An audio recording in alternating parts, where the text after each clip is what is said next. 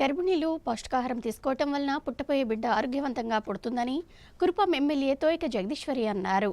పార్వతీపురం మన్యం జిల్లా గుంలక్ష్మీపురం గర్భిణీల వసతి గృహంలో సామూహిక శ్రీమంతాలు నిర్వహించారు.